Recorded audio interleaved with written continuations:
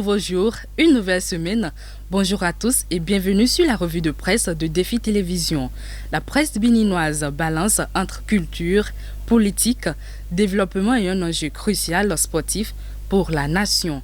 Culture et tradition pour démarrer, nous commençons avec le défi information qui titre sur une démarche historique.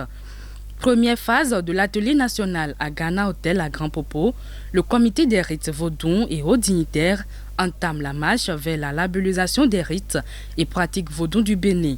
Une initiative fondamentale qui vise à codifier et à protéger le patrimoine culturel et spirituel du Bénin. Le quotidien du service privé met la lumière sur un jeune leader politique et bien généreux de la commune de Djakotomé.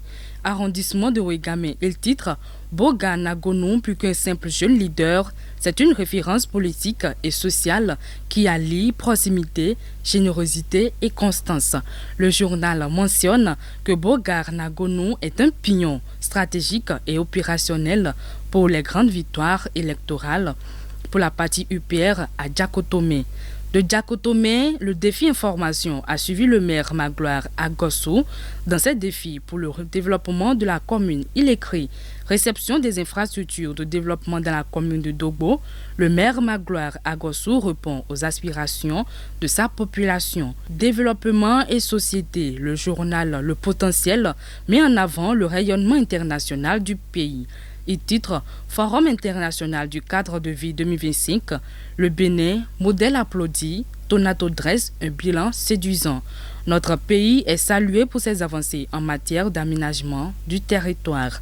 Dans le domaine de l'éducation, Décryptage Info annonce USM Bénin inaugure son nouveau campus à Boycon, une preuve de l'essor de l'enseignement supérieur.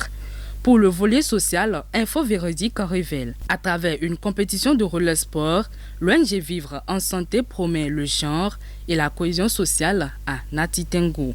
Le sport au service du vivre ensemble dans le septentrion. Stratégie politique. La politique occupe une place importante avec l'approche des échéances électorales.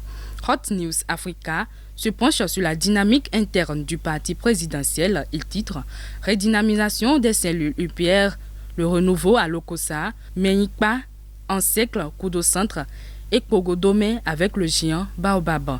Une mobilisation intense pour consolider la base du parti dans le département du Mono. De son côté, le Béninois libéré utilise un ton plus incisif sur les ambitions de l'opposition et titre « Le cheval blanc cabré au galop dans les 3 PK ». ABT invente un gris-gris pour la victoire totale aux élections de 2026. Le journal évoque les stratégies d'ABT pour conquérir le pouvoir lors de la prochaine présidentielle.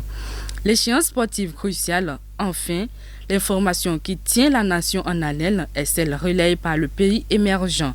10e et dernière journée des éliminatoires du Mondial 2026, les Guépards jouent leur suivi ce mardi face au Super Aigle de Nigeria. Un match de vie ou de mort.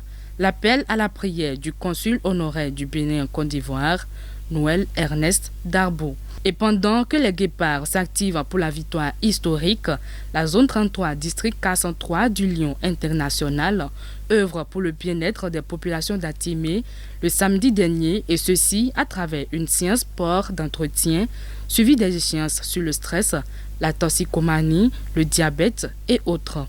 L'information est relayée par le défi information qui précise que le président Justin Aoudokun et son équipe ont gagné le pari d'une bonne organisation. Mesdames et messieurs, c'est ainsi que prend fin la revue de presse de LMD TV ce jour. Merci de nous avoir suivis et restez connectés à notre chaîne pour plus d'informations.